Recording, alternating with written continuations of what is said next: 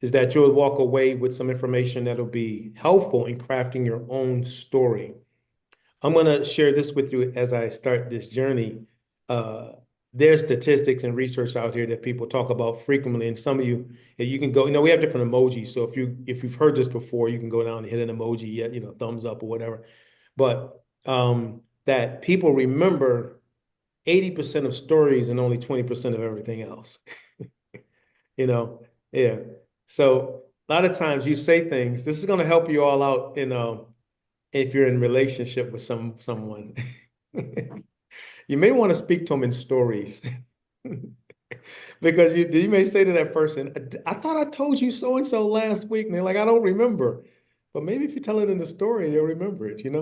And so, because stories, people remember stories, and you're gonna see in this training, it's really because there's a psychology behind it. There's something that takes place in the brain that connects to the whole process of storytelling. So we're gonna talk about that. So it's not just gonna be storytelling per se, but also storytelling and its relationship to how it impacts the way we think, you know. And so that's something we're going to get into as well. So I'm going to get ready. I do have a PowerPoint that I want to share with you. There's one small problem with it. If you can just give me a moment. Let me just pull this together. But I want us to understand that the goal is not just, again, a bunch of information thrown at you. It's designed to help you really craft your own presentation that could be used in multiple capacities. So my goal is not just to info, but to give you something that you can use to build. All right. And so let me pull this up and we'll dive right on in. So before we do that, I want to do something real quick. All of us together, I don't know if we're all together that often. And so if you know anyone here or if you interact with anyone here, go in the chat feature and just say something positive. Like, it's exciting to be on your team, or I appreciate the work you do. Let's kind of compliment folks a little bit. So let's go into the chat feature, all right? Come on, I know you know someone, you interact with someone, you have conversations with someone. It's a new year. You can say Happy New Year to everyone. But in the chat feature, let's kind of engage with each other. And and I know some of you are not in the situation where you can go to the chat. So, but if you can, yeah, there you go. All right. Just so okay, Jane, we appreciate that. Come on. Okay, my career services friends. Thank you, Emmett. All right, good to see you again. All right, I work with a great team. Kathy, there you go. Come on, everyone. Just kind of dive in and yeah, you're all okay. Yeah, you're also awesome. I hope that includes me. Hope I get a little taste of that action. Thank you. Happy New Year. Very good. Oh, Amber, glad you could join us. Okay. I'm glad Amber can join us too. I haven't seen Amber in a while. All right. Actually, I think I saw you at PWDA not too long ago, but anyway. Yeah. Happy New Year. There we go. You know what? And so please write this. If you've ever worked with me, you've heard me say this. Please write down this one little quote, because this is something I think that's so important in teamwork. Not a quote, but a statement in teamwork and workforce development and economic development circles. And that is this: it takes teamwork to make the dream work. It takes teamwork to make the dream work. I think we Yeah. did. And y'all agree with me? Can I get a thumbs up for that one? It takes teamwork to make the dream work, man. You are not an individual in an individual assignment. You're an individual that's a part of a team. And everything that we do collectively impacts us individually. And so I'm saying that to say that, I'm not here to do a motivational speech, but I want to, since it's the new year, just kind of give us a little something to kick off. Think about when I'm doing my work, when I'm creating these stories, it helps the overall overarching goal of the organization. It helps my teammate that's next to me, somebody that's in another department.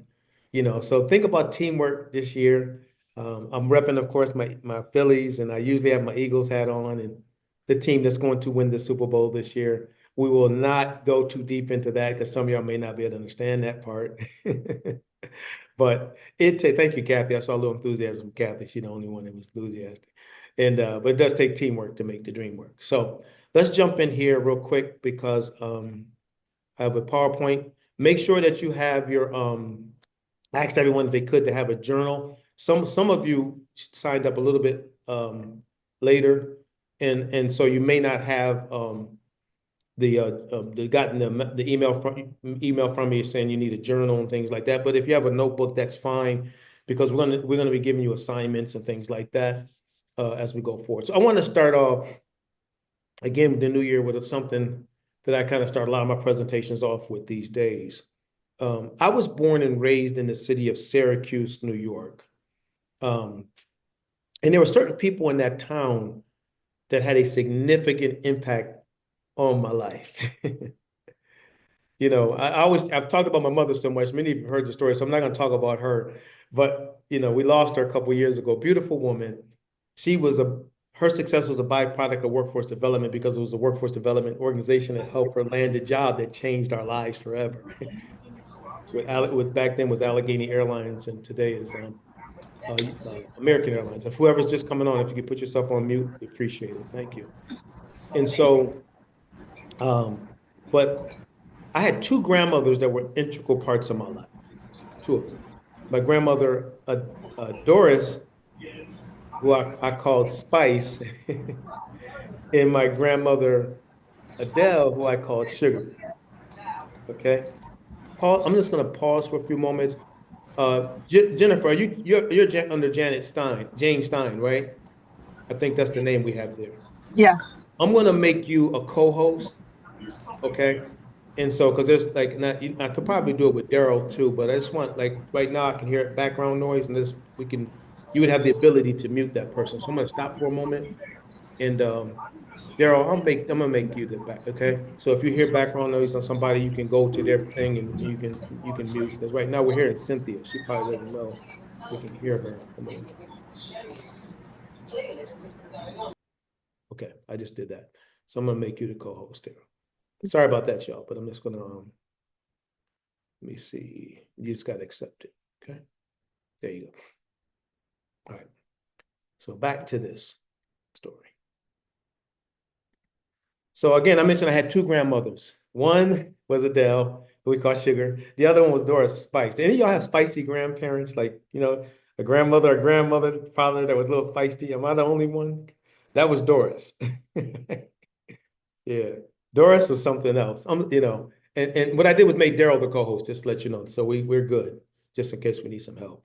And then, but my grandmother Adele we called her Sugar because she was one of the sweetest people that you ever, I mean, just sweet as all get out. And so, and we called her Ma.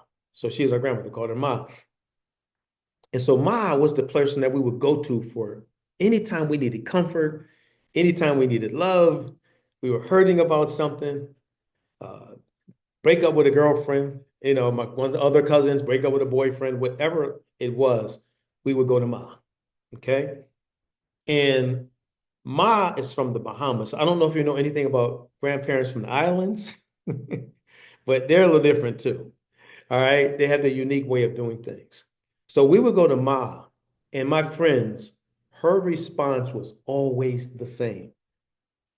Never changed. Ma, my life is falling apart. Ma, this is going on. Ma, that's going on. Her response was simply this.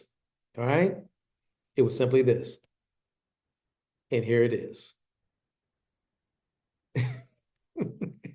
It's going to be all right, baby. No matter what took place, no matter what the situation, her response was absolutely the same. It's going to be all right, baby. Now, that picture you see there was done by my son, who's on here with me, Daryl Jr. He's a graduate of Ringling College of Art and Design in Sarasota, Florida, one of the top art schools in the country. He drew this picture. So we're going to do one more thing before we dive into the content. I want you to go into the chat feature one more time. All right. And I want you to type in there, it's going to be all right, baby. Go right ahead. Just type this like you're saying it to your team. It's going to be all right, baby. No matter what happens, no matter what the challenge is, no matter what's going on, it's going to be all right, baby. Can we pop that in the chat feature real fast? It's gonna be all right, baby. I got these deadlines. It's gonna be all right, baby. I'm dealing with a client that's really been challenging. It's gonna be all right, baby. You know, oh man, I can't seem to get the community. It's gonna be all right, baby. And that was my grandmother's gift to me. Now, you may say, why is he sharing this? Why is he sharing this with us? Because guess what, my friends? This is a story.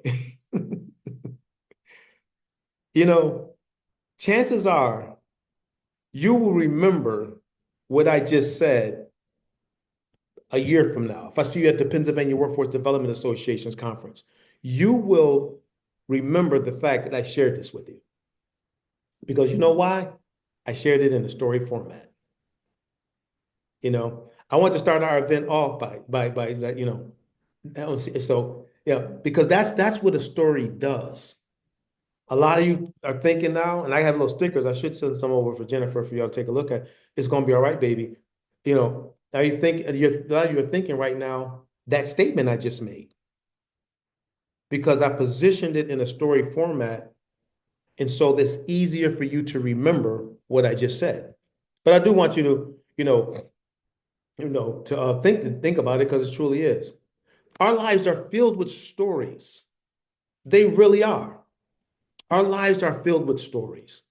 We have stories of things that took place in our career. We have stories of things, incidents, and situations that took place in our life. And what's interesting about it is when people hear these stories that sometimes you tell without even know that you're telling it, it tells them a lot about you as a person, a lot about the experiences that you've had. You see, our lives are filled with stories, right? And so, like this picture here, I just needed what I call it a reprieve. I needed to get away for a few days and decompress. I was last year was a very busy year for me. A lot was going on personally. And so I went to this little town called Sedona in Arizona. I was at the National Association of Workforce Development Professionals Conference in Phoenix. And I decided after I was done with the conference, I'm going to go spend a couple of days in Sedona. And it just was breathtaking, as you can see by these pictures. It's just a beautiful, beautiful place. If you've not been out there, I would encourage you to go. And if anyone on the call been there, give me a thumbs up. I'd love to see if you've been there or not. But it's really amazing. But now, I've shared the story about Sedona so much, I got other people saying that they want to go. Yep, that they want to go. And so I said, yeah, okay. Emmett said they got engaged in Sedona. Isn't that amazing? Wow, that is so awesome. Way to go, Emmett. And that's amazing. Yeah. And Renee, I believe, has been there. So a few of you have been there before.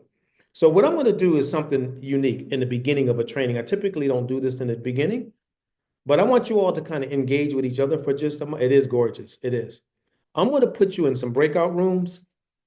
And maybe if you can take one or two of you and you're going to just take a moment and just share a personal story, a story of something that happened in your career, something that maybe that was younger. You decide who the person is going to be. I'm going to give you about 5 to 10 minutes. I don't know. We'll see how long it takes. Just share a story and tell the team that you're interacting with what that story means to you. Okay. And so I'm going to stop the share. I'm going to put you in the breakout room. I'm just going to randomly. That was weird. It kind of split on me. Yeah. What do you think, Dominic? What's going on? What don't I know you, man? Uh, I was at one of your trainings a Yes, while ago. man. I remember you. Never Dude, forget faces. Okay. Good to see you. Yeah. Anybody else? What was it like? Jennifer, what about your team? How'd it go within there? I don't know if they can hear me or not. We can hear you. We're here. Yes, how'd it go with your team? Well, it went great. We only got through two stories because they Yeah. were Yeah. they were So you're gonna have stories. plenty of time to engage. I want to give 10 minutes to get the warm up. Because you literally could stay the whole 2 hours doing these stories. Because Sure could. the stories are good. And you're gonna have I'm glad you said that because that's what I want you to do. You're going to find that in this workshop over the series, we're going to have a lot of engage. You're going to have a few more in this workshop because the more you do this, right, the stronger you get at it. You know what I mean? The more you practice, the better you become.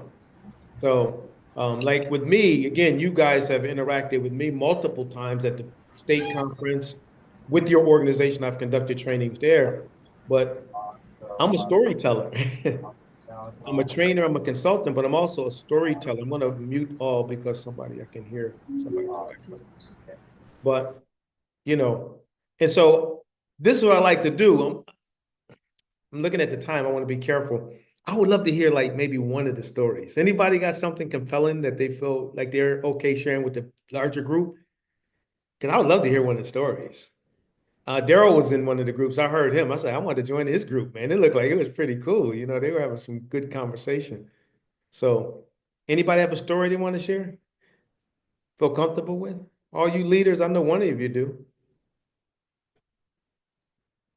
Richard, you look like you got a story you want to share, man.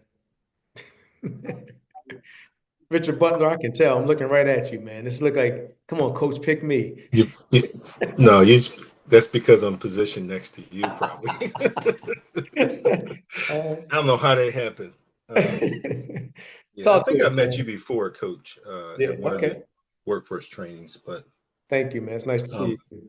yeah, I'm not sure if I'm allowed to share this story, but maybe Clyde will give me permission to share his story. He actually has a son who was kind of absorbing watching him make bake cakes, Mm-hmm. and um, in this one particular story, um, he saw his son trying to emulate him. He's a teenager at the time. Mm-hmm. And so he took out some flour, began to put it in a bowl, and he didn't actually use the actual cake that was in the cake box. He used flour, and he just kind of followed some other ingredients. Right.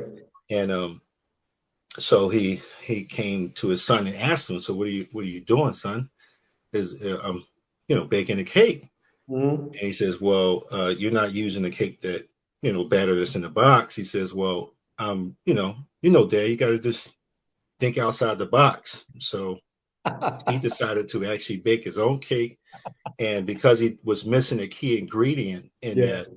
that, the cake actually fell flat. Oh boy. And but he Yeah. he observed, Dad observed him, didn't stop him.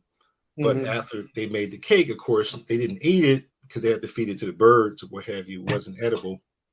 But it was a great point of observation for him Yes. to allow us to kind of jump out there. And kids are always watching us, Yep. right? Um, Mm-hmm. Oftentimes we hear people say, don't do as I do as I say." Yes. But what I'm learning is the principle of people. We teach what we know, but we reproduce who we are. Man. Say that So you again. can say that, you can That's say pretty all good. that you want, but Mm-hmm. kids are going to absorb and model your behavior. So that was really cool story Clyde shared. Hopefully he's okay with me sharing that. But Yeah. that was it. Yep. Man, I tell you Thank you. something. Let's come on, y'all. Go down to the emojis and give them a little love. You know the emojis down there. Just, a little celebration, something. Come on, show him, because that was really good. And I'm sure he's okay with you sharing that because that's a good story. You know what I mean? Because it lends itself to something that I would like to bring to the table that's not necessarily part of this presentation, but it you just made me think about it. Its stories can be verbal and nonverbal. You know what I mean? Sometimes you're telling a story and sometimes you're living a story. Y'all got that? Sometimes you're living a story. You're painting a picture by the way you do things that becomes a story to someone else. Like you think about it, how many times you say, "Oh man, I remember my grandfather. He didn't say much, but then you just start telling these different things because his life was a story, even though he wasn't saying much, you know? And that's a good thing to consider even as we interact with the clients and the people we serve in whatever capacity within the organization. We're painting a picture one way or the other by our interactions. Thank you, Richard, for that. I appreciate it. And so you'll have more time in breakout rooms. because I want you to talk to each other. I want you to learn from each other. I want you to grow from each other. And as you share your stories, like I said, I was watching Daryl nodding on the ones he was listening to. I said, yeah, that's good because they're engaging each other. All right. Let me go back here real quick. This PowerPoint is just having a party with me. Just 1 second, please. Just do that. Just 1 second. No, I don't want to share that. We go back here. I'm sorry, having a few technical difficulties and it's not allowing me to. Why is this doing this? Okay, here we go. And we're back. All right, there we go. So, as we know, as I mentioned, life is stories. They really are. And I'm sure, how many of you agree that you felt something or learned something by what that person shared with you? If you can just like go on the emojis and get a thumbs up or do something like that. Yeah, you felt something or you learned something, you know, Now if that person came with you came to you and had a bunch of data and slides and numbers, and that's okay because that plays a role too. That you might not have remembered a lot of that, or you may not have felt it. But when you think about the power of a story, you feel that thing. You really do. And that's what we want to encourage, strengthen your ability to do, to speak. Not that your whole life is going to be speaking in stories, but when you need to, if have to give a report out to funding agencies, or if you're interacting with community organizations, or if you're interacting with the people you serve, some of our greatest success in the workforce development space is stories. Stories we would tell our clients, other stakeholders, that they never forget. They never forget the stories. And from a personal standpoint, it humanizes you.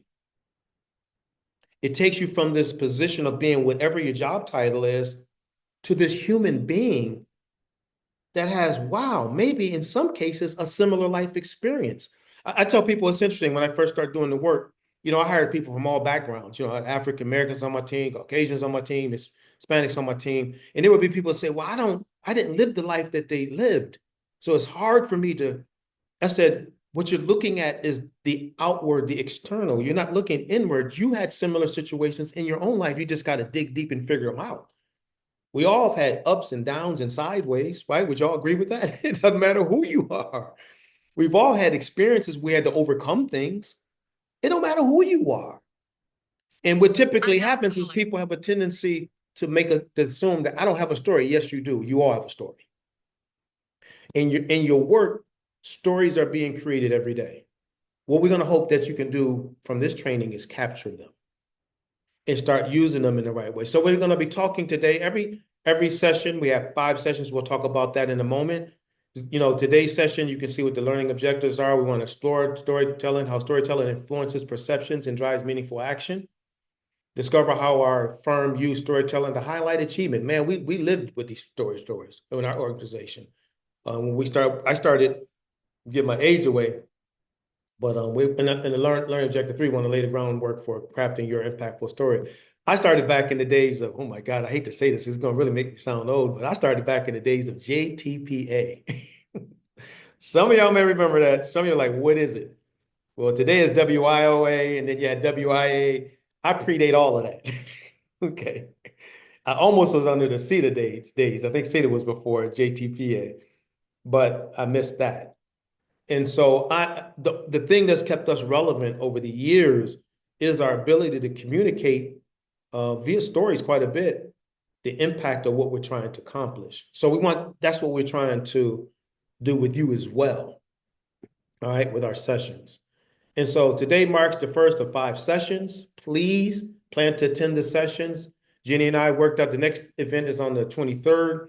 We're going to work out all the other dates. What I'm going to do, I should have done it for this one, but last 3 weeks were chaotic and all that. But we're going to try to set up where the same link will be the same link for everyone. All right. So we'll get into Zoom and figure that out. But we're going to talk about the power of storytelling, how building your signature story, audience-centered storytelling in practice. We're going to have an actual live get together. and you're gonna be that one is gonna be just hearing a lot of your stories. We're gonna give you some training, but we're gonna want you to stand up in front of us and have this kind of a signature story that you want to share. So with as many of us as it is, that can take up almost maybe an hour or so. And so I'm going to say to my friends, I smile when I say this, that consider yourselves to be a little bit introverted. You don't have to stand up on the stage and be all energetic like a Coach D. That's my natural wiring. That's stories are powerful despite how they're delivered. Like it's not, you don't have to be this super energetic person to deliver a powerful story. Some of the greatest storytellers were not energetic at all, but they were able to communicate from their heart what they felt to an individual or to a collective group of people. All right. So please join us. Like I said, I share stories. This is here. I'm at NARDIP, National Association of Workforce Development Professionals. I've been speaking at their conference in PWDA at the same amount of time. It's almost been 16, 17 years straight. And this is one of their super sessions we had and 2 years ago in New Orleans. So I've been doing this stuff for a long time. And so let's talk about the first one. We're gonna talk about influence and perception. Let me ask a question. I'm gonna come off of the slides for just a moment. And that is ask a question. And please, hope we will engage. I don't have to pick anyone because you guys are intelligent, smart, good-looking people here. But I want to ask you a question. What is influence? And the second question is perception reality? So you can answer any one. You can say, talk about what influence is, or you can say, is perception reality? So feel free to jump in. I would love to hear your thoughts. All right? Anyone? One of those two questions. What is influence and is perception reality? One, both, or one or the other? Can I jump in here, Coach D? That's exactly what I'm looking for. So I'm going to answer about the perception. Yes. The way that I've kind of viewed it is perception may not be reality for everyone, but perception can be reality for someone depending on who and how they are perceiving that Right. topic. That's good. Yep. That's good. Anyone else? Thank you for that, Danielle. Yeah, I'll piggyback on that because we can perceive a lot of things, but that's also how like bias happens. We're perceiving things that we're assuming to be true that might not be the truth at all. Yep. Absolutely. Perception and the thing about it is, I mean, it goes back a little bit what Danielle saying is that even though it's not, the person that perceives it sees it as reality. And they see it as reality. And that has a lot of connotations and ramifications there as well. But thank you. Anyone else? What is Yeah, influence? What did I, the w- I want to just piggyback on the actual perception piece as well. Mhm. I think it's from a person's angle, the way they're perceiving something, and Yeah. also context is very important. Hmm. Because if I take a large um, pole and stick it into a pool, the pole from my perception looks bent. Hmm. It's because it's distorted, what have you. But the pole is not bent. Hmm. It's when it's entered into the water, it looks bent. It looks like it. But my perception is wrong. Hmm. So I have to make sure that I'm questioning my perception, that it's Hmm. accurate, and I also have to consider the context. Very good. Thank you, sir. Thank you for that. I'm gonna give an emoji. This is for all of y'all. All right. So when I send this up, it's for the last few people that responded. Thank you. All right. Y'all can use those emojis too. Don't let me be the only one. Y'all can jump in here and get involved with them. They're pretty cool too. Give me one more person. No, I want somebody to influence. So let me Yes. sorry, go ahead. No, no, jump in, sir. Oh, Yep. okay. Yeah, so for those that don't know me, this is Claude Cooper. And I always start off with, just let everybody know I coach track. So a lot of my stories, I didn't say that story, but I coach track a lot too. And so I'm gonna talk about influence. So to me, influence is the ability to get somebody to do what they don't want to do, Mm, right? And so long story short, I coach 100 degrees outside. How do I get my elementary and middle school kids to run in the hot sun the same way I get my high school kids running hot sun. You know, there's different ways that I motivate. Even sometimes, you know, not as much as I used to, but even sometimes lead by example. Yes. So at the end of the day, influence to me is the ability to get somebody to do what they don't want to do. Yeah. Just because somebody wants to do something, it's less about influencing them to get there versus that person who really doesn't want to do anything. Mm. Very good, Claude. Very good. Let me ask you a question on top of what you just asked. You just Mm-hmm. stated. Okay. Do you walk up to your, because I was in track too. I threw the discus. Matter of fact, I hold the record in my hometown, like 900 years later, in throwing the discus. So I know track and field. Okay, okay. Yeah, but when you interact with these young people, do you Mm-hmm. just walk up in them and look at them? And are they supposed to like through osmosis know what you're thinking? No, it's more hands-on. It's more demonstrative. But what are you using to inspire them to do something? 90% of the time, it's me or the other coaches. But it's your what? It's my words. It's Bingo. my That's what I'm words. trying to get you to. Gotcha. Yes, yes. It's all about the Yeah, correct. yeah. It's your about words. correct. And that's what storytelling really is. It's words. Again, it could be verbal, non-verbal, but in the case of what we're talking about, it's words. So when you have these students, and I've been there, I played football. We had to practice. They don't do it anymore because they kind of abandoned. We had to practice with pads on at 100 degrees. Right, You right. know?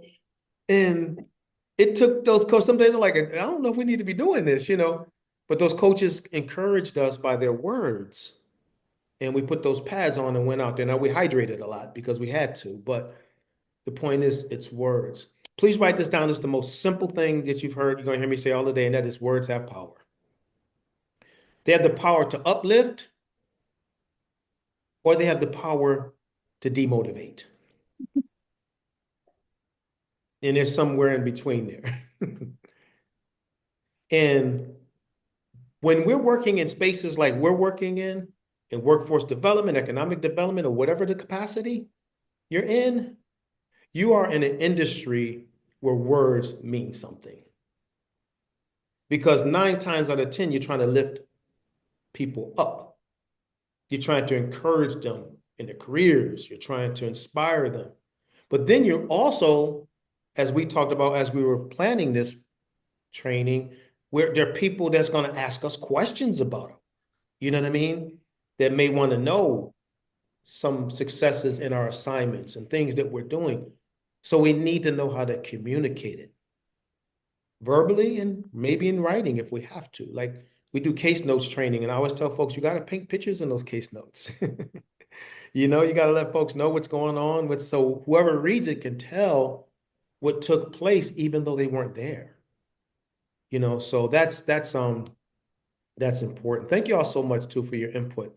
Let's go back. Coach D, this is Jenny in the conference room. Yes, I ma'am. just wanted to add, because you have me thinking, if perception is always reality, there really would be no reason to learn to exert or exude influence Mhm. over people's perceptions. That's part of what we, I think, are hoping to do.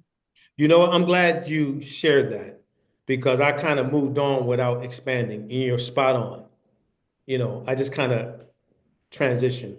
So you bringing me back to something I should have said, and you said it yourself. The ultimate goal of perception of this is to use influence to impact perception. Thank you. Can I piggyback on what she said? Say it again. Could I piggyback on what Jenny Yeah, said? but make sure we get that part real quick, though. I want to make sure we realize we want to use influence to impact perception. I think that's important. And then Janet, you can dive on in. Yes, please. Because I was thinking about the connection between the two, because I was looking, I think about color, and color, if you look at a leaf when it's almost dark, it is one color. And when you look at a leaf in the bright sunlight, it's a very different color. And Yes. yet it's the same leaf. And the person who's looking at it at one time or the other could categorically say it's a particular color. Yep. So for them, that perception is very real. Mhm. So being able to influence somebody would be able to say, even though this is your perception and this is very real to you. Could you envision another reality There you so go. that you could, that's the connection between the two that I Love it. Very good. Both, thank you. I'm gonna give you all both a little heart emoji too. Thank you for sharing what you shared. And thank you for reeling this back to where it should be, Jenny, because you're right. It can't just move on without talking about this part because please write the word down empowerment. Then we're gonna dive into a few more things. So I'll make sure we get through. Write the word empowerment down. Empowerment. And I'm gonna give you a definition that you've never heard before. This is Coach D's. So I know some of you train and develop. If you use this, make sure I get credit. All right. It's pretty good. Empowerment is the ability to take what you see about a person inside of you and getting them to believe it. Empowerment is taking what you see about another person that's inside of you and getting them to believe it. And in a way, that's influence too. Because sometimes, how many of you, by showing hands or emojis, you see potential in people, but they're just not there yet. Am I the only one that's ever experienced that before with people? And you're saying to yourself, but you don't know what you have inside of you. You know, I'll say this and I'll move on. But my mom, when I was a little boy, I used to love the word I can't. C-A-N-T, I can't. And I told people I have a little lump on the back of my head because every time I would say I can't, my mom would pop me on the back of the head and say, boy, say I can. Boy, say I can. No, my mom wasn't abusive to me. It was a little mama love tap. So guess what? I believe I can do anything now. You know, because she said to me, I can so many times. But as a boy, I had a big mouth. Anybody else there else had a big mouth? Talk all the time, always had something to say. And know what she used to say? One day you're going to use that mouth to make a difference. She didn't say, shut up, be quiet. She said, one day you're going to use that mouth to make a difference. And guess what? I've been on 2,500 stages. I've trained thousands of organizations. Words have power. I just want us to understand that our words have power as well. So let's look at influence and perception. You know, why is storytelling important? Anybody, just one person answer that question. Why is storytelling important, you think? Based upon, and we kind of laid the foundation already, but it could be anyone. Jump in real quick. Why is storytelling important? Why is it important? I'll pick on somebody that's not on the screen. I must pick on Dawn. Could you hear me, Dawn? Dawn Thomas? I can hear you, Coach D. Talk to me. Um, storytelling, I think storytelling is important because it's universal, Yeah. right? If you think about your own lived experiences Yep. in a selfless way, Mm-hmm. all have our own perceptions and we all have our own lived experiences. And Mm-hmm. storytelling opens the door to connect on those lived experiences without being selfish. Love it. Very good. Let me ask you a question. What did Dr. King say? Martin Luther King. What's something he said? Somebody tell me. Anything that he said. Dr. Martin Luther King. Thank you, Dawn. Anything. We're all interconnected. There you go. We're all interconnected. Come on, y'all. I know some of y'all know Dr. King things.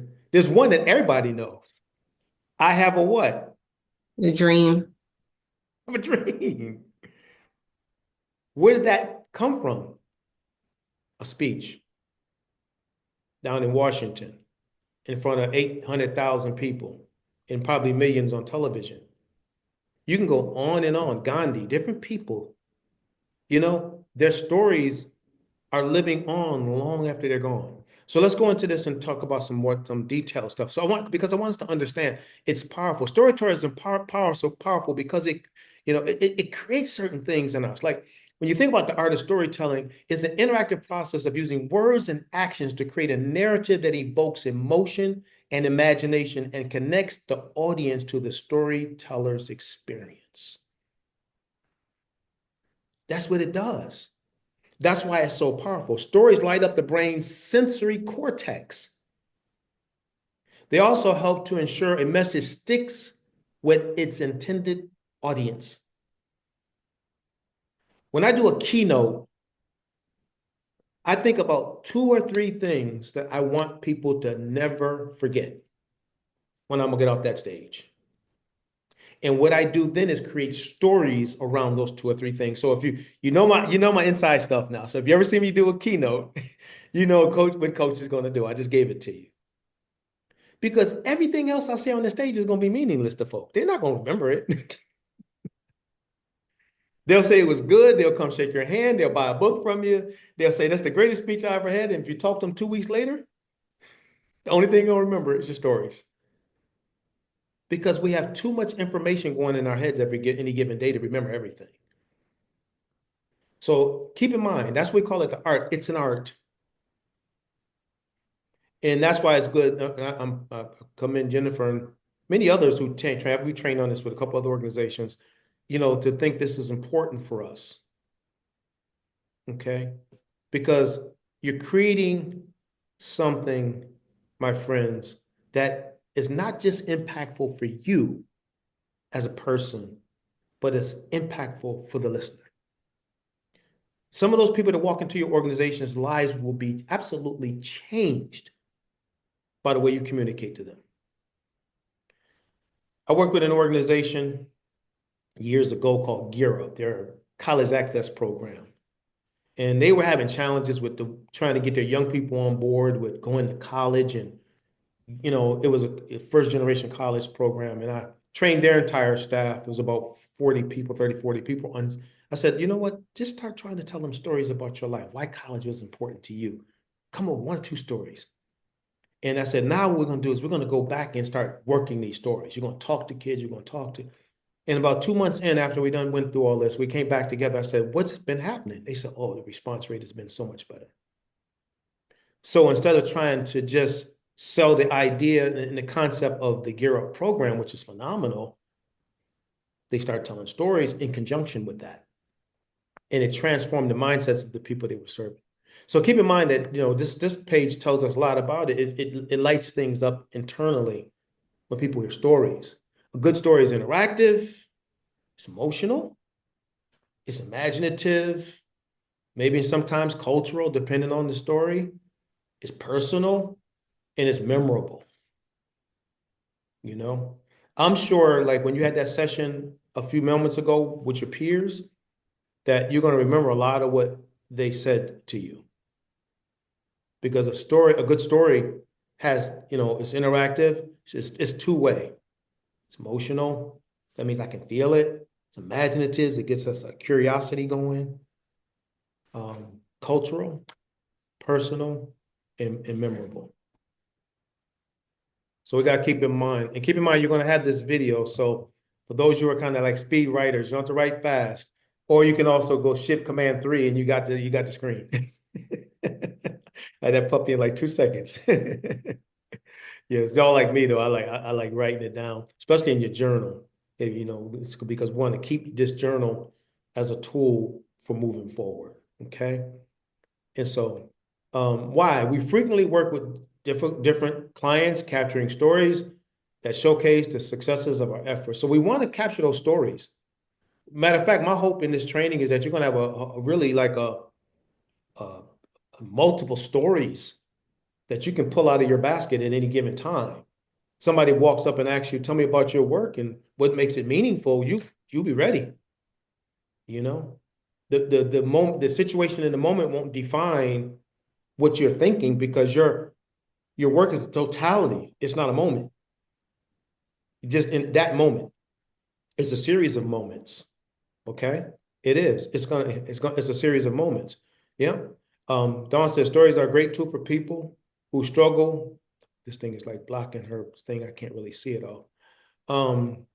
Excuse me, I don't know why it's doing this. With being vulnerable. Yeah, thank you. Oh, she's there. Okay, got it. Thank you, Dawn. You caught that in the presentation. These stories illustrate our meaningful impact on clients' lives, helping funders and others understand the value of our work. They also turn everyday tasks into compelling narratives, highlighting our organization's outstanding contribution to all stakeholders. The hope will be is that in Montgomery County, you will be known for this.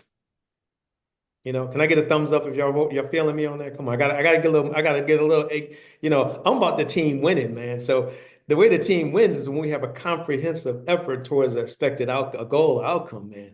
You know what I mean? How many of y'all with me? Come on, let me see a thumbs up. Come on, I gotta see this. I'll make sure y'all still with me. All right. Go in emojis. Look at that. Come on, give me some thumbs up. All of y'all, I want to make sure y'all with me. Because this is a team. All right. This is a team right here. All right. This is the Montgomery County team trying to win the Super Bowl. All right. Good. I got a lot of those thumbs up. That's what I'm talking about. Good. All right. And so also it can help with funding. It can assist with community support. We had a lot of people in our community working with us, a lot. And I was in Delaware and then also Delaware County. We ran our programs Delaware County, Pennsylvania, and in Delaware. Man, we had mentors, we had community leaders, we had mayors, all those people were willing to support. We used to have the mayor in Delaware, Mayor Sills, come and speak to our kids regularly. They knew the man. He literally would be there in our adult programs over in Chester. We had Thaddeus Kirkling. I don't know if any of y'all know him or heard of him before, but Thaddeus he was a state senator. He became the mayor. He used to come and speak to our program participants all the time. He was a community partner. And the reason why is because we were telling the story. We were meeting with these people and we were sharing with them how the role we play in the success of this community. Okay, and all that. So let's do this because this is a 2-hour workshop. It's not just an hour. Jenny, if it's okay, maybe take about a 6, 7 minute break, stretch our legs, do what we got to do.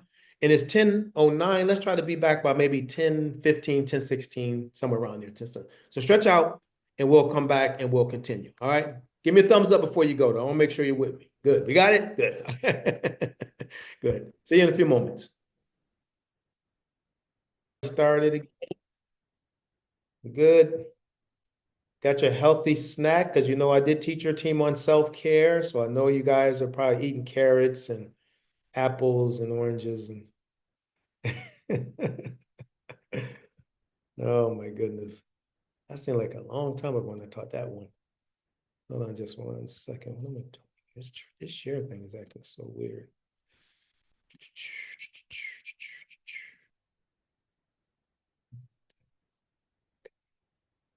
I'm going to dive right in because we got a few more things we want to cover before we get to our to the conclusion. So everybody good? 2 thumbs up, a whoop whoop. All right. Richard, what team? You a sports fan, man? What team? What's your team, man? Who's your team? Eagles, you know it, man. Right, Let's you're go. one of the smartest Going. man. Well, my Eagles fans, give me a thumbs up if you're an Eagles fan. I got enough of you. There you go. That's right.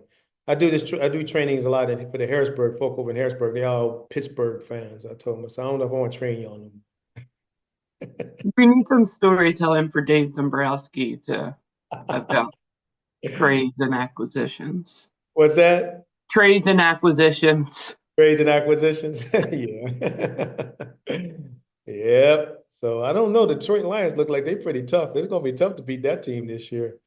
So we'll see. But anyway.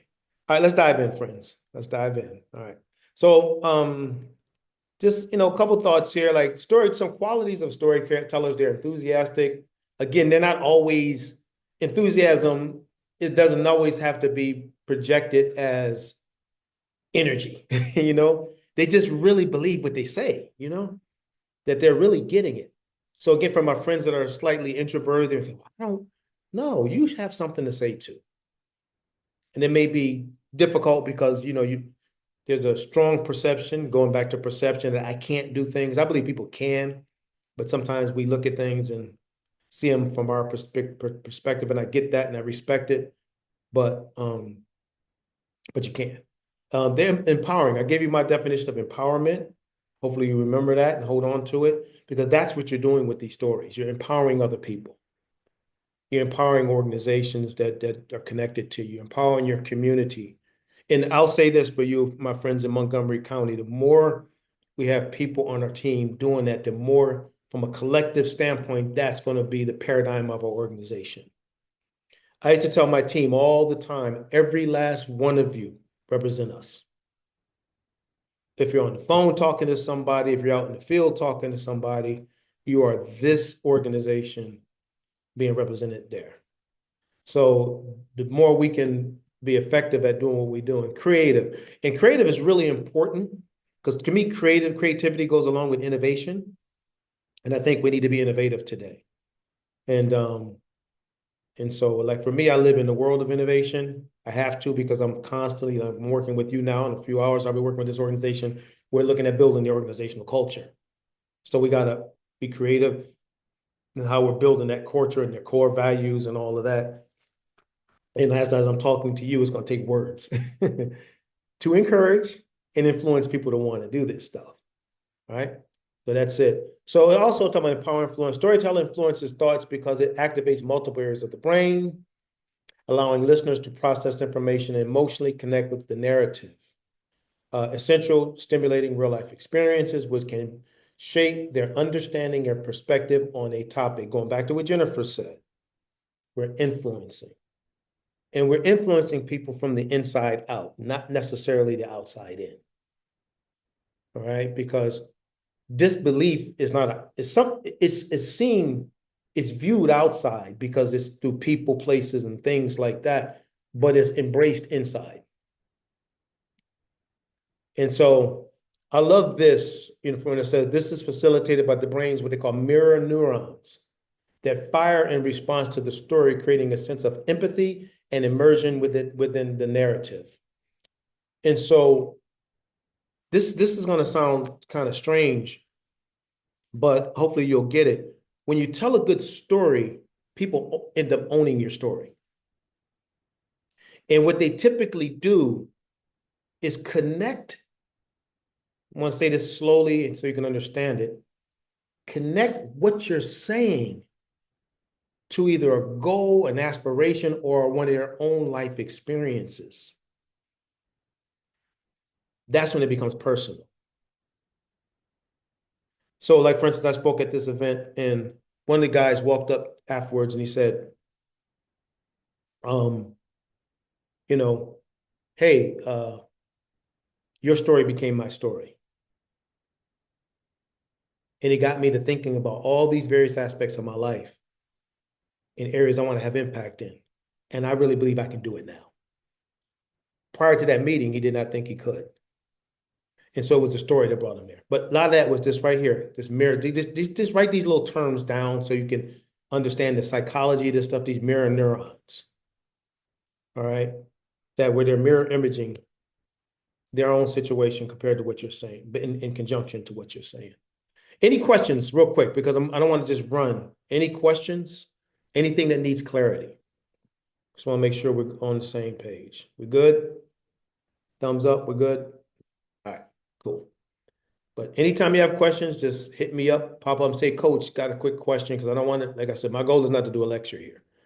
Okay, let me see real quick. Let me pull this up. Sorry, lost that there. We have technical issues for some reason. All right. So I want you to think about a story that impacted your life. It could be personal, professional, or another person's story. All right. Give you about this. You're not going to share this.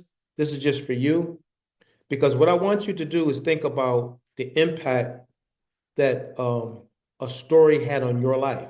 I don't want you to tell us about it. You're not going to communicate with anyone. Just write it down. Take about 3 or 4 minutes, and then talk about the person, place, or thing, when it happened. All right. And how did it impact you? All right. Take about 3 or 4 minutes. This is your time. It could be a story from a family member. It could be a story from your workplace. It could be a personal experience you have. But I want you to think about something that impacted you. Okay. Go ahead and just take your time. We're just going to pause for just a moment. And then write it down in your journal. And I'll leave this slide up so you can see.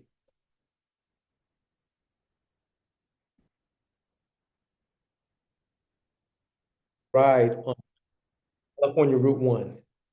We're going to go from San Francisco all the way down to Los Angeles, the coastal highway. It was one of the most beautiful things I've ever seen in my life.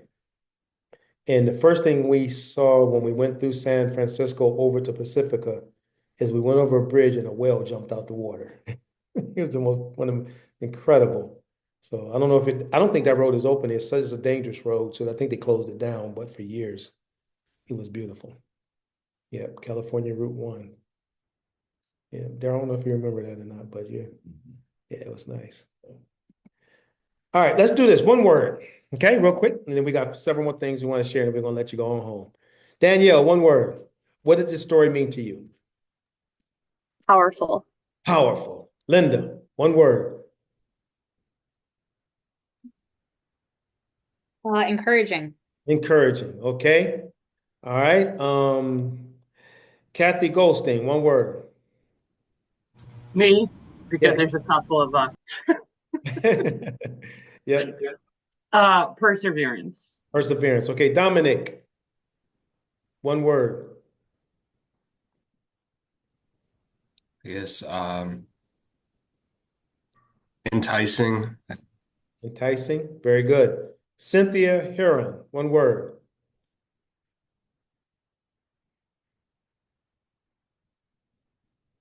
Going once, going twice.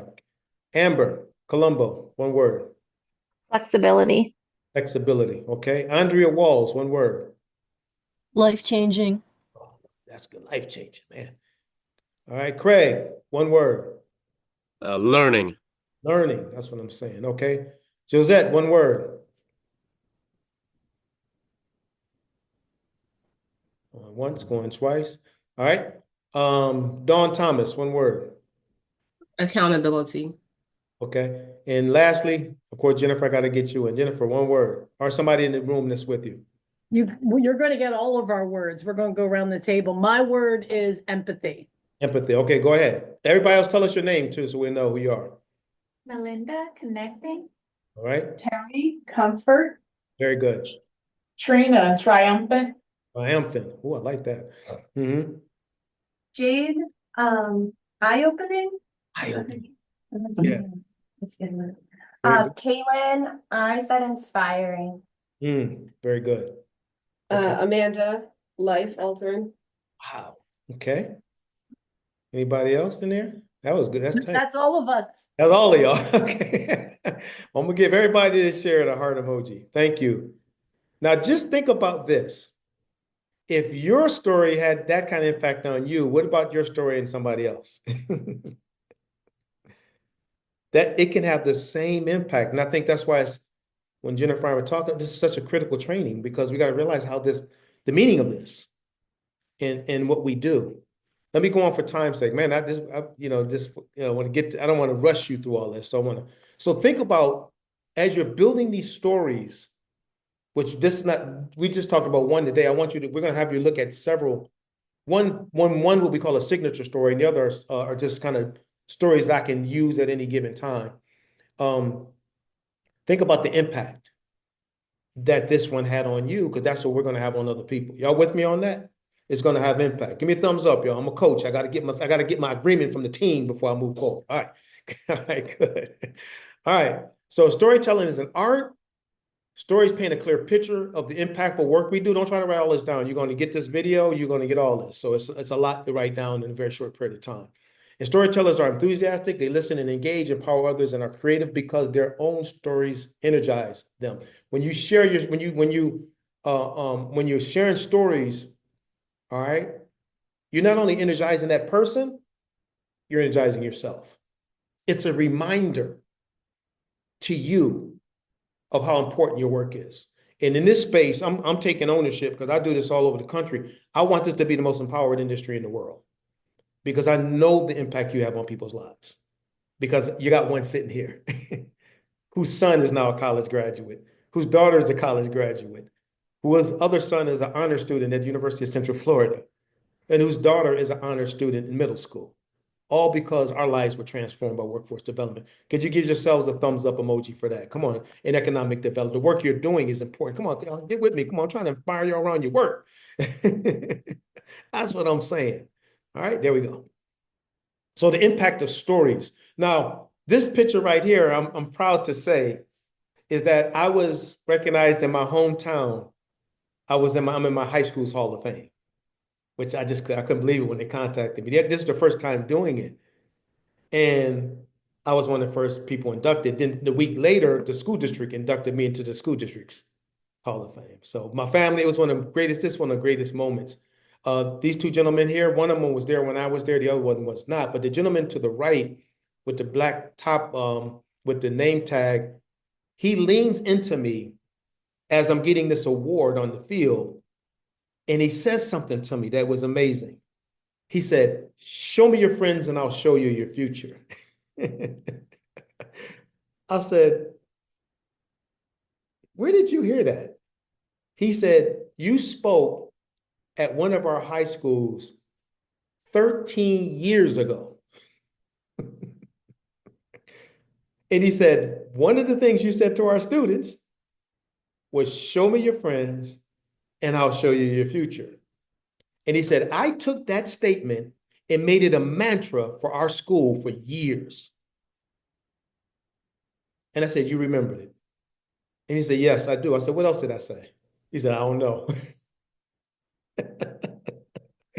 You see what I mean? He took that one story from a guy named Jim Murphy in New York City and he remembered it. I shared a story about how I met this guy and he told me, "Show me your friends, I'll show you your future." That's the impact of stories. 13 years later at a Hall of Fame event, he reminds me of it. That's why we want, that's why we tell stories. This story has changed our workforce trajectory. This young man here, his name is Corey Parker. And when we first met him, now we had adult programs and youth programs. So we kind of like where you are, just wasn't one dimension, we had two, but we had a youth program by the name of Hype. And when this guy came to us, I mean, he had a 0.005 grade point average. It was pretty bad. He'd been kicked out of a bunch of schools. We were able to get him back in school. He worked with us during our summer program and beyond. We did after school type stuff during the year. But we had a hard time getting him back in school, one of the schools, because he had been challenged by multiple schools. Got him back in, but we coached him, we mentored him, we inspired him. We got connected with his family. His grandmother was raising him. We made him a part of our community. It's just he was one of us. Make a long story short, we was able to get him back in school. And I told him, I said, "This is a fresh new beginning for you. Let's get busy." And at the end of the first marking period, this young man runs into my office, breaks all kinds of protocol. He didn't schedule a time. He just showed up.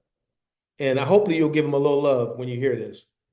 He put this paper, he walks into my office, puts a piece of paper up in my face, literally. Said, "Look at this, coach." I said, "Man, do you know how busy I am?" He said, "I don't care. Look at this." And it was his name, Howard High School of Technology, 3.72 grade point average. He graduated from high school, went on to college. He's now a father, two beautiful daughters, married. It's all because of the fact that we took the time to care. Now, why am I saying that? That story became a story that my staff and I shared everywhere, and so much to the point it brought us national attention. Now, we had a great success with our program. We had a 90% high school graduation rate, serving the most, what they call at that time, difficult to serve students. We were graduating like crazy. We had a high amount of students that were out of school youth. Even under WIA, you didn't have to do that. We did have it because we wanted to, because my mom would have been considered that. And we were graduating them. It was incredible. But we were recognized as 5% of the youth programs in in our country by the U.S. Department of Labor. Helped establish credibility. And I had him speaking at different events all over the country. See, all that's from a story. Stories have power. They do. Why? Because you have the social connection with influence and impact. You got persuasion, stories. This is an important fact to remember. That kid, Corey, that I'm talking about is a grown man now. I run into people to this day that still talk about Corey.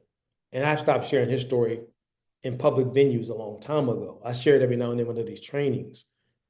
But the point being, stories can remember up to 20 times percent more than facts alone. And it also helps with critical thinking, because stories can help people develop critical thinking skills by examining different perspectives and evaluating information. All right. So the thing I'm trying to get you with this second part to understand is, I think it's really, as Jennifer alluded to when we talked a few moments ago, The goal is to influence people to see things a different way. That's ultimately the goal, what we're trying to do here. So that people may initially see something one way. And now, because of the way we communicate it, they see it another. Obviously, for the better. We're trying to, some people use words to influence for the negative. In our field, in our space, we're using it to influence for the positive. That's our goal.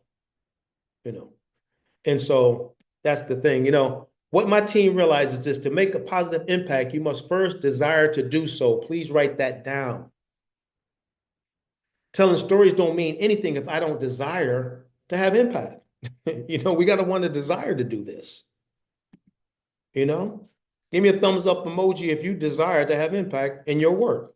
Come on, that should be everybody. I'm gonna stop this so I can see. How many of y'all gonna put emoji up? Come on. This is what but can I get something? I only see about 4 emojis. Come on now. Come on. No, we want to have impact. Type that in the chat feature as I move on. I want to have impact. Please. I want everybody to type that in because it makes all of this enthusiastic when I want to do it. I love seeing people's lives changed. Oh my God, I love it. Let me tell you something. People I've been interacting with years. How many of y'all feel that? You've had it happen to you. They will remind you of what you did years ago. Years ago. Come on, put that in there. I want to have impact. That gives you the enthusiasm to wake up every day and say, I want to make a difference today. I don't care what comes up. We have things that happen. Young lady, not by the name of Ebony, we work with. I remember, I was in Delaware going to meet with, I think it was the lieutenant governor at that time. And we were having a conversation. When I walked in the building that the lieutenant governor was in, she was walking out. And I looked at her, I said, Ebony. She said, Coach D. I said, yeah, girl, we hugging. We're like, is that his daughter or something? I don't know. We're hugging in the hallway at the governor's office, And she said, I said, girl, what are you doing? And she said, I'm the executive director of this huge nonprofit in the state of Delaware. I said, you know what? She said, yeah, coach, I went out and got my master's degree. And she said, I got a staff of about 250. I said, you got a staff of 250 people? She said, yeah. She said, I hadn't heard from, I said, I wonder what's going on with you. So the point I'm making is, that's impact. She hugged me and said, thank you for what you did for me those years ago. That helped to shape the life that I live today. You all got this. I just wanted to add that in there. Let me move on for time's sake. This is why we do what we do. All right? That's why we do what we do. And so, I got a few people I just want to highlight. I didn't see that coming, did you? And I highlighted these people because you know one of them. You may know a few of them. But these are people I just love talking to. I love talking to Jennifer, and some of the team there. She and I did an interview a couple of years ago during the pandemic. We're trying to motivate people. And then my friend up there, Cami Eakins, she's over in the West Coast. She's at Career Path Services, doing some great work with her work organization out there. And this guy here is making a kind of a name for himself as Walter Simmons. He's with Prince George's County. He actually invited me to a Washington Commanders and Philadelphia Eagles game down in Washington. We lost. I didn't like that. We lost in the last minute. And of course, he had fun with that. And this young man right here is who my daughter is engaged to. So I took him with us, and Walter was sharing some words.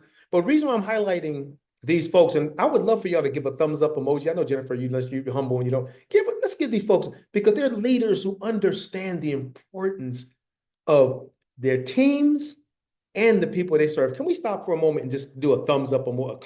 Let's do a collective hand clap. Come on, y'all. Show me some. Get those hands together. I can see all of y'all. Man, because you need people like that to do what we're doing right now. If she didn't care, we wouldn't be here right now. Thank you, Jennifer, for that. And thank leaders who take the time to give us the tools that we knew. I like that. Go, Jen. I like that. So these are 3 great leaders. I know some more, but I just wanted to highlight them because I just love their work. And so we're honored to be a part of So I want you to write this down. Don't do it now for time's sake, but I want you to think about what positive impact do you want to have in your current role?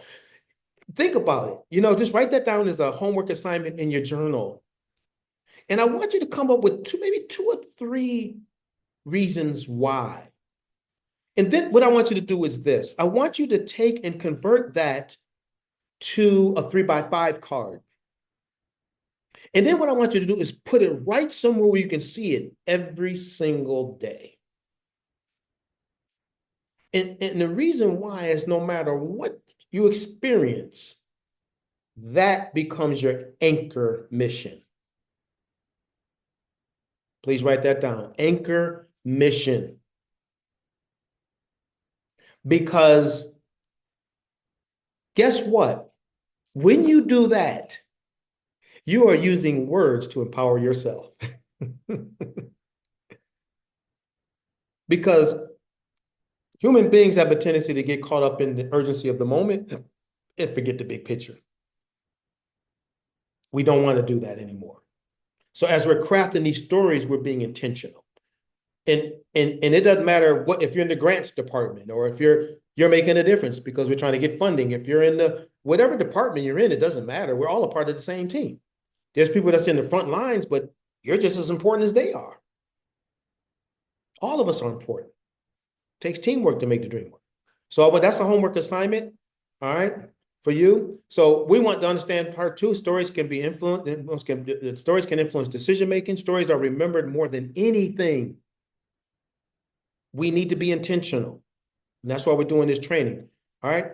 And we have positive examples and best practices all around us. I remember when Walter spoke at the PWDA event, all right? He was talking about how his love for staff. And I just saw him after and said, man, that was one of the most amazing things I've ever heard, the way you said that. And I know Jennifer has the same feeling, like just like to have leaders that understand that it's the clients, but it's also the team. That's huge, you know, and the people we serve, you know, if we're not necessarily serving clients. And so, you know, we have people around us that's modeling how important it is. And so they can definitely, you know, do that. So we want to lay a foundation. That's a house. Without the foundation, the house comes down. That's the way it is. And so you want to build a long foundation. We're going to kind of touch on these, and these are things we're going to expound on a little bit more as we go forward because we're coming to the end of this training round. All right. So we're going to talk about building your story. And from here, we're going to start crafting some thoughts and ideas. Today, I'm just going to lay a little bit out, and in the next session, we're going to go a little bit deeper. You do have a homework assignment that you're going to need to work on between now and the 23rd. Jennifer, I'll get together to solidify the other dates.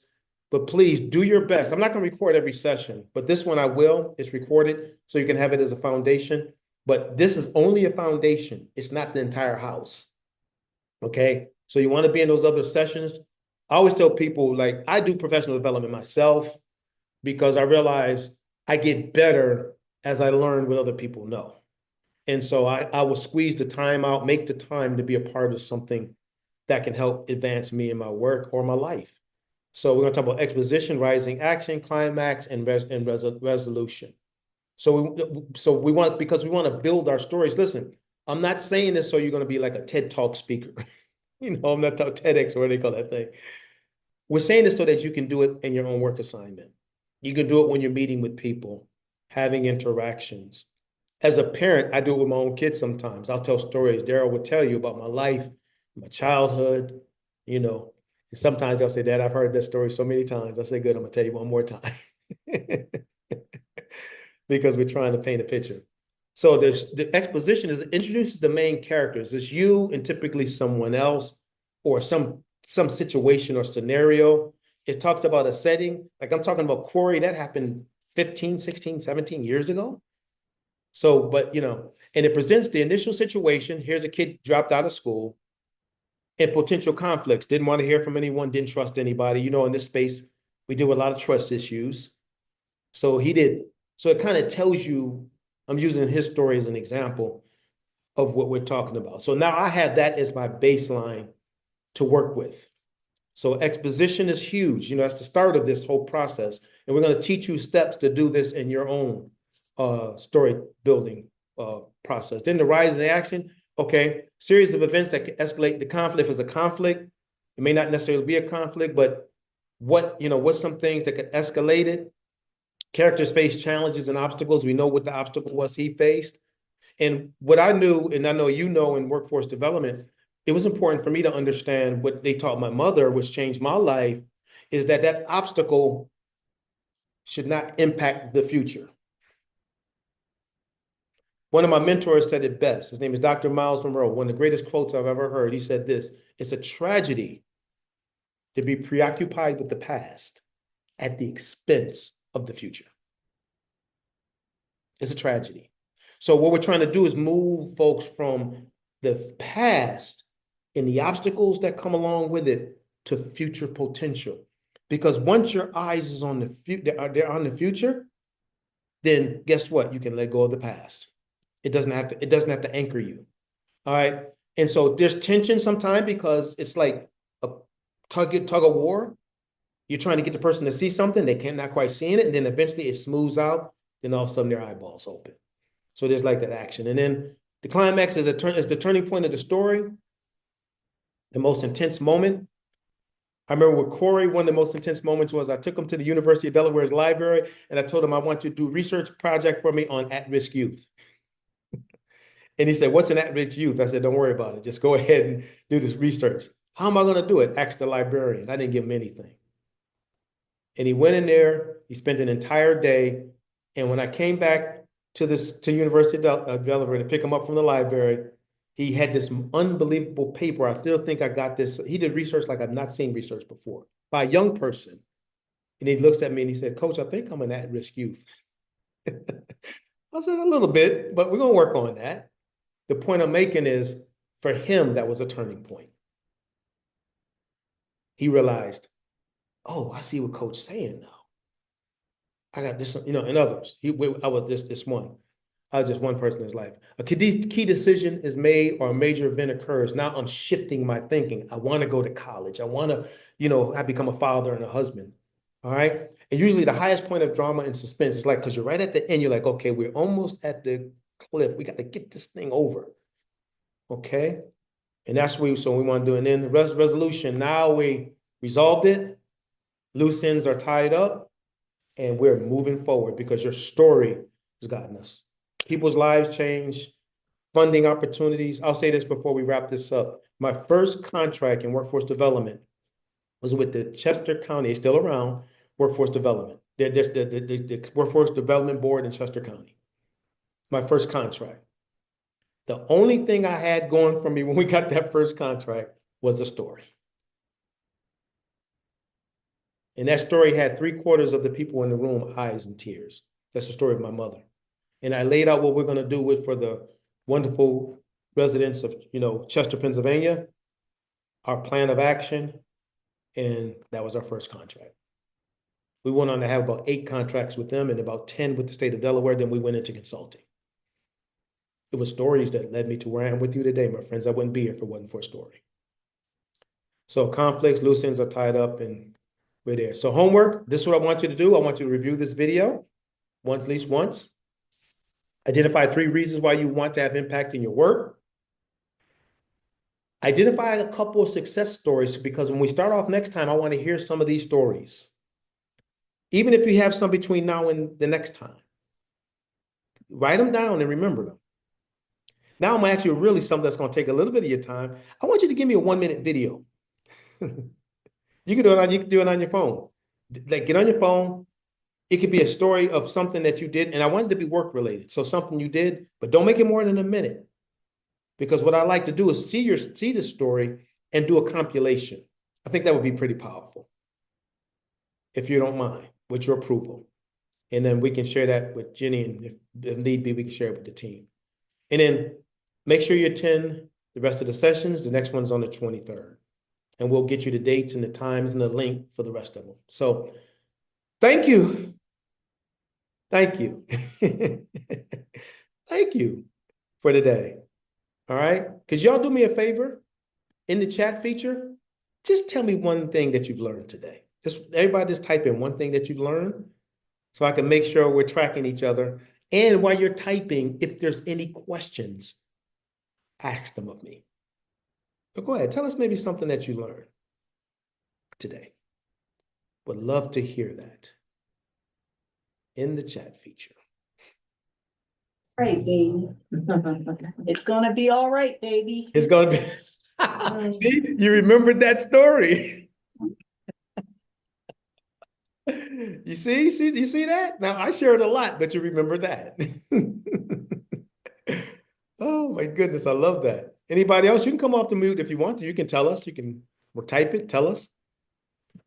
Yeah, benefits of storytelling. Never estimate the power of a good story. All right. Let me hear a few. I want to hear from a few of you. James Myers, you on? I want to hear from you. What did you learn today? Everything will be all right. Good. James Myers there? Sometimes I know some folks have a hard time getting off of mute based upon their systems. Emmett, what about you? I learned about how Kathy got her job with EDSI. I remember that story. Very good. Everything will be okay. Power and perception, power of words, very good. All right. Okay. Andrea Walls, what about you? You can just talk for a minute. Oh, yeah. I think I'm gonna be waiting. I learned about the how people remember stories and also about the importance of drawing people in so that they, have a sense of empathy when they read a story. I love it. And I see somebody compliment my son about the power of nature. He got me into nature too, man. We take nature walks. Daryl got a big stick he walks with. I get my stick and we just walk and enjoy each other. Man, this guy is my calming effect, man. He's the most relaxed young man you ever want to meet.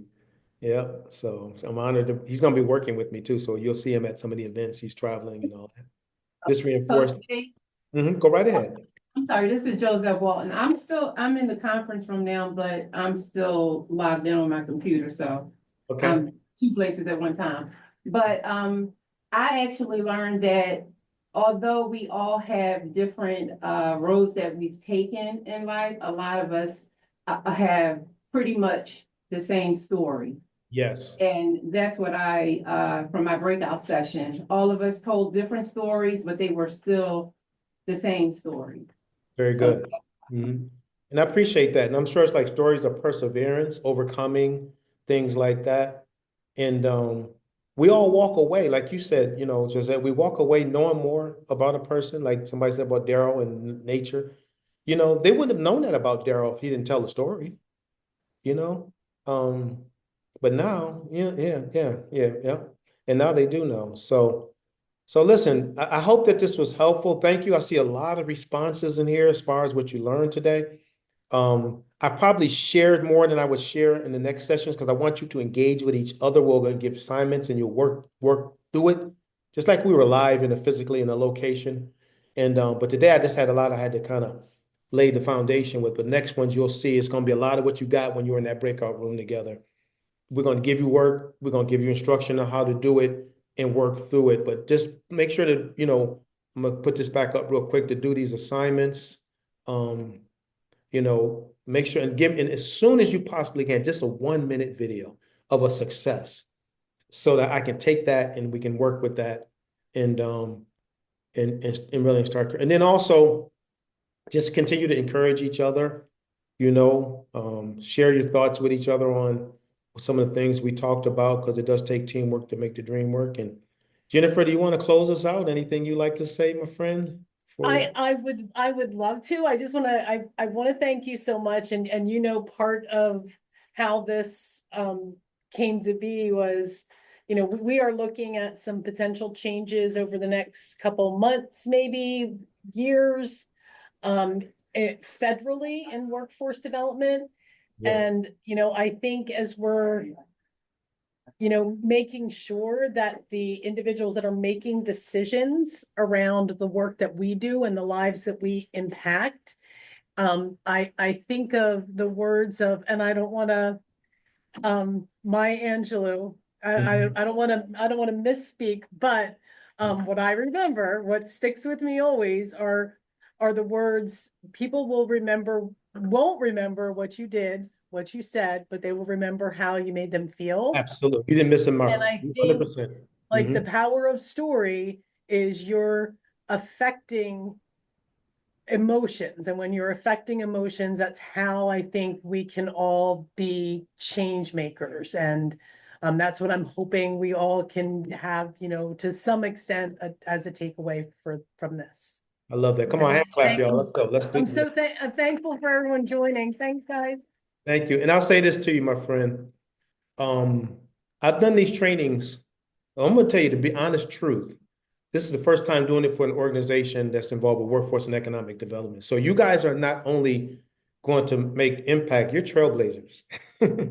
We've done this in different industries, like in education and different things like that. But in workforce, in economic is relative. This is really a new thing. And that's why when you shared it with me, I was like really pleasantly surprised. I said, because I know it's needed, so consider yourselves trailblazers. And I hope that not only this will it be a statement for your organization, but it will be something that become a best practice for others as you implement.